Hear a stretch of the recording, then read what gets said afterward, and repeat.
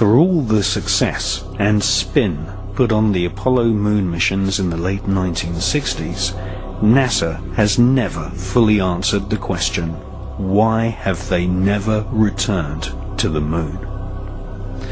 Some ex-NASA employees know the answer, and that is that the moon is crawling with aliens.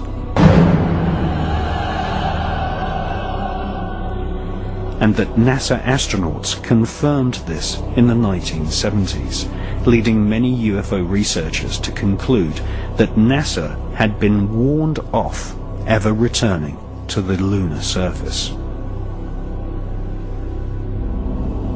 UFO activity on the moon was nothing new to the ex-Nazis who engineered the Apollo moon missions. For centuries, astronomers all over the world, including Nazi Germany, had been reporting UFOs flying over the lunar surface. The Lunar Anomalies Report was commissioned by NASA in the years preceding the famous Apollo missions in the late 1960s. For more than 3 years, NASA financed several research scientists to collate a catalogue of anomalous lights which had been reported on the lunar surface by leading astronomers and scientists since the Elizabethan era. In 1968, the public version of the NASA research was published under the title Document R277. This public version of NASA's survey of lunar UFOs included nearly 600 strange events which took place between the years 1540 and 1967. This official NASA catalogue of strange lunar UFOs included reports from some of the world's most famous astronomers. For example, NASA included a report from the brilliant French astronomer Gian Cassini, who reported seeing a white cloud hovering over the lunar surface in 1671. Another report suggested that the moon had an atmosphere when 2 astronomers reported lightning above the lunar surface on May the 18th, 1787. Just 1 month before, in the same year, 1787, the man who discovered Uranus, one of the pioneers of modern astronomy, Sir Frederick William Herschel, claimed to have observed several bright lights traversing across the lunar surface. Small luminous orbs of light, commonly referred to as luminosities, have been reported on more than 200 occasions. In February 1877, a streak of white light was observed for more than 1 hour. On April the 23rd, 1915, a beam of light was seen inside the Clavius crater. One of the UFO hotspots on the lunar surface is the Plato crater, where literally dozens of luminous orbs of light have been reported by astronomers. In addition to luminous UFOs on the lunar surface, NASA recorded the existence of mysterious shadows. In 1882, near the Aristotle area of the lunar surface, several dark shadows were seen. On September the 13th, 1959, astronomers were unable to photograph the lithosphere area of the lunar surface due to a large dark mass obscuring the terrain.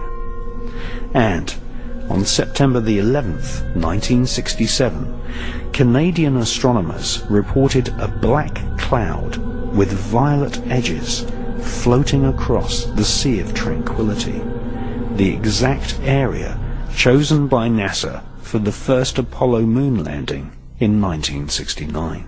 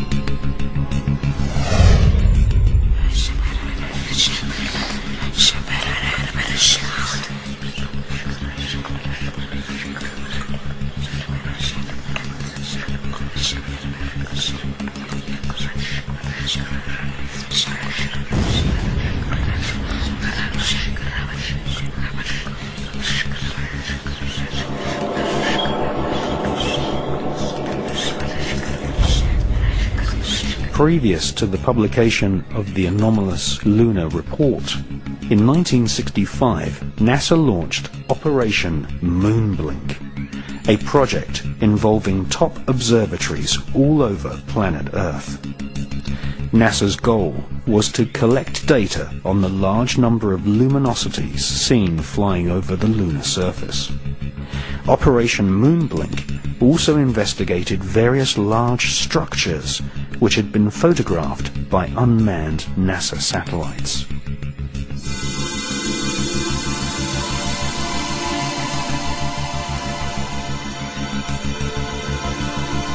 Some of these structures looked suspiciously artificial. In 1953, the science editor of the New York Herald Tribune had reported seeing a 12-mile-long structure, possibly a bridge, on the edge of the Mare Crisium crater. This structure could have been caused by volcanic activity.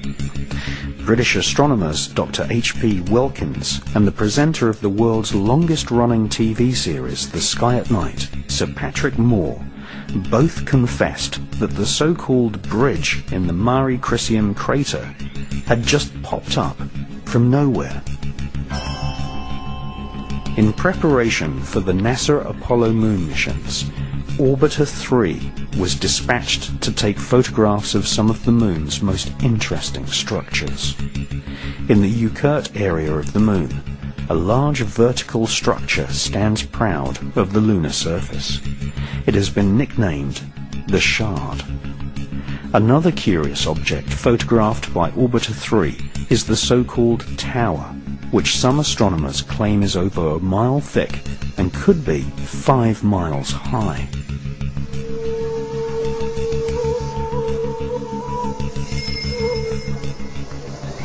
After looking carefully through hundreds of NASA photos returned to Earth by Orbiter 3 and its predecessor, Orbiter 2, American author George Leonard published a book called Somebody Else is on the Moon. George Leonard presented many photos in his book, some showing very long tracks in the lunar dust. Tracks which he said had been made by aliens.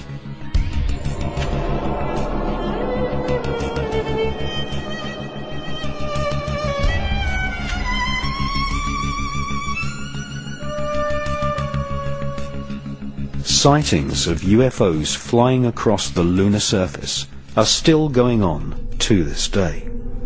In Japan, amateur astronomers have videotaped spherical luminosities using celestron telescopes.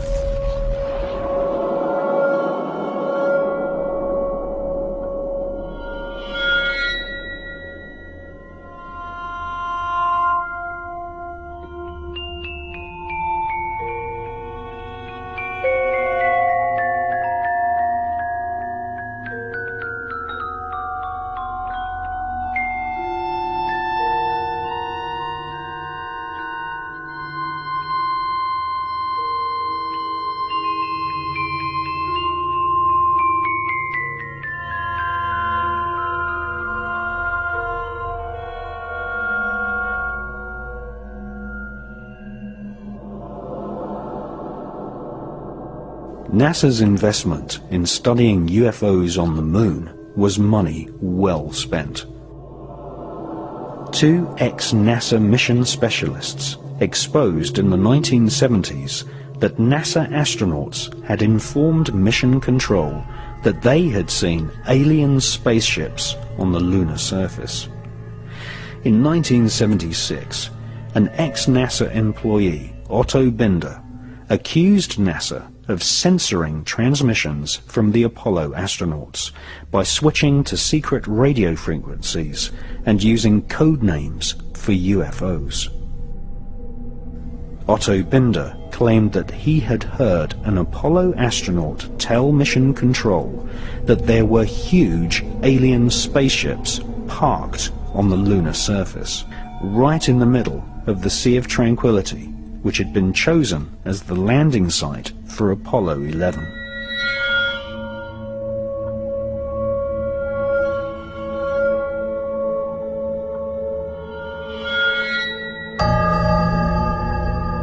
It's one small step for man, one giant leap for mankind.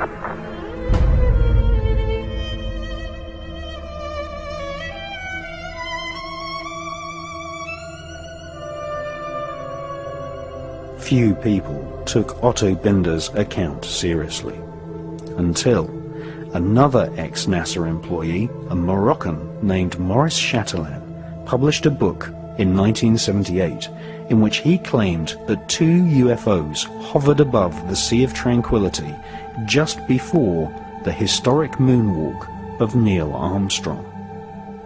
Maurice Chatelain was a NASA insider. He invented many of the radio and radar communication systems for the Apollo missions. He had 11 patents awarded for his inventions and had a high-level NASA security clearance, able to talk freely with senior NASA officials. In his book, he quoted radio transmissions between Apollo astronauts and Mission Control. According to Maurice Chatelain, the astronauts informed NASA that there were alien spacecraft lined up on the far side of a nearby crater, observing the historic moonwalk of Neil Armstrong. During his time working on the Apollo space program, Chatelain learnt that aliens not only exist, but that they have had a major role in shaping, and in some cases destroying, civilization. The title of Maurice Chatelain's book proves he was in no doubt that aliens had invaded planet Earth in the past.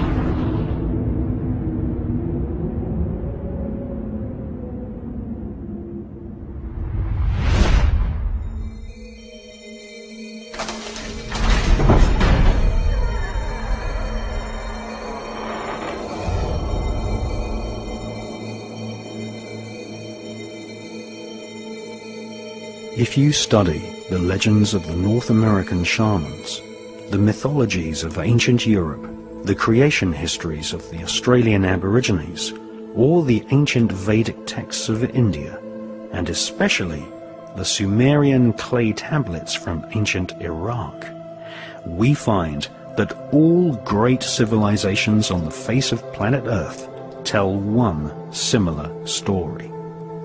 That is, in the distant past, people from the stars visited planet Earth and displayed fantastic technology.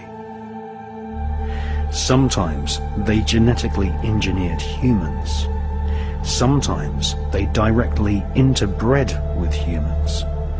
These so-called sky gods always visited in spectacular flying vehicles.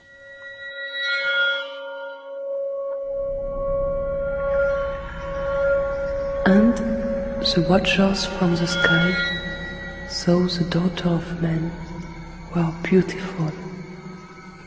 and they bred with them. And the children were giants, who become rulers, not of human flesh. They were called the Nephilim.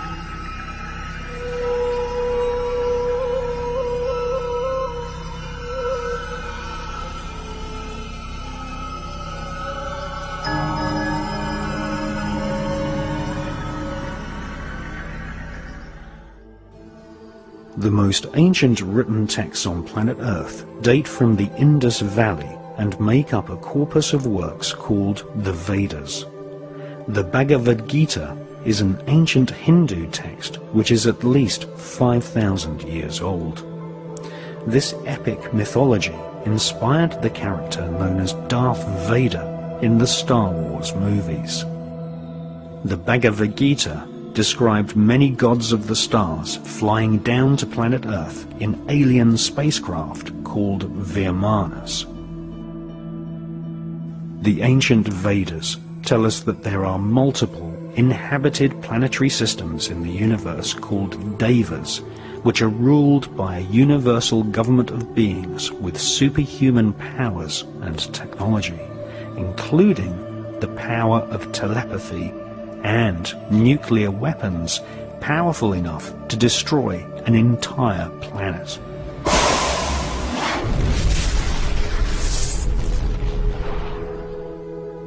The Hindu legends tell us that the Vimanas were like flying saucers, which had stealth technology, able to make themselves invisible, and were able to detect enemy craft at great distances using a form of psychometric radar.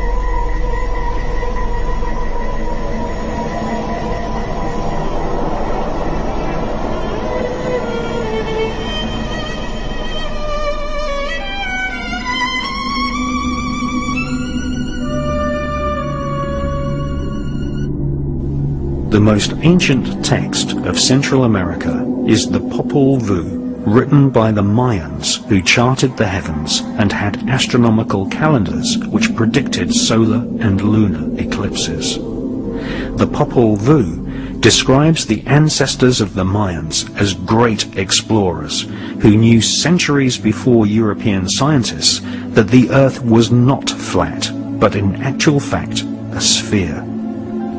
The Popol Vuh mentions a great god king called Quetzalcoatl, who is depicted as a flying serpent.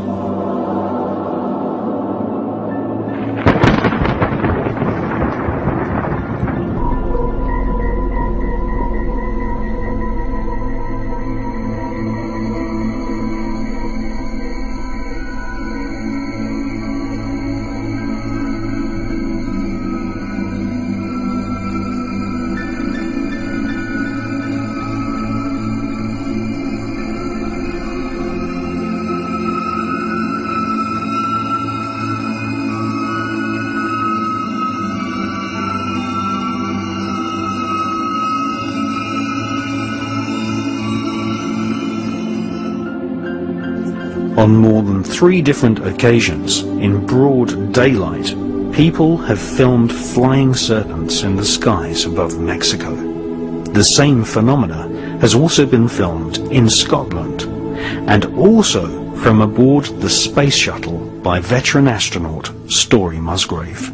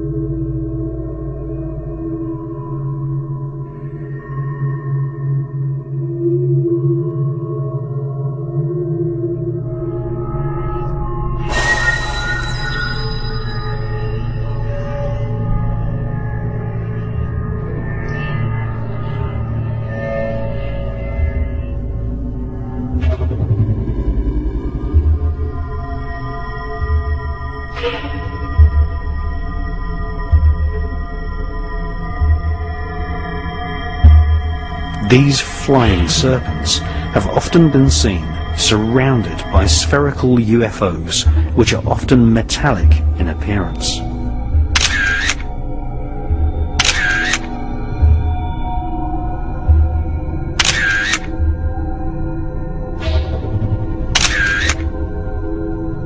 Mexican UFO investigators call these spherical luminosities las perlas, or the pearls.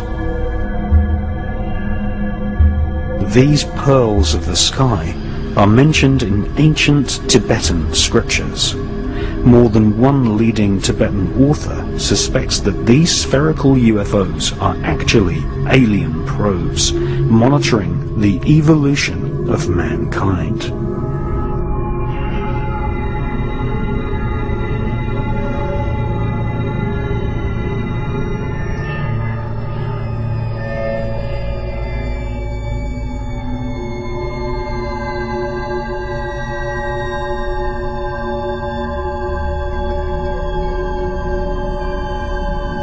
These small spherical UFOs, which are the most common type of UFO filmed in the skies worldwide, are described in the ancient Buddhist text known as the Cantua. The Cantua describes the exact same spherical UFO phenomena which has been filmed in the skies above London, in Scotland, the south of France, and also many times in Mexico.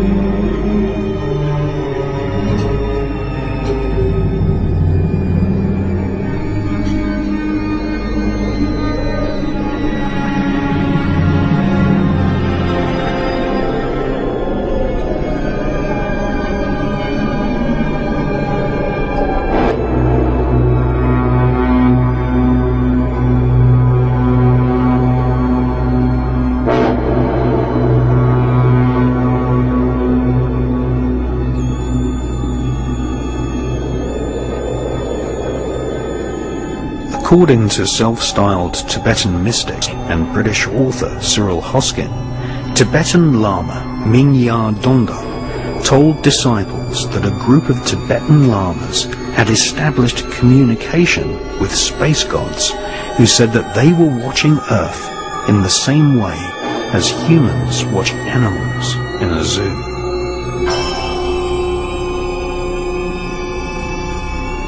A royal document dating back to the 7th century states that the first 7 Tibetan kings came from the stars.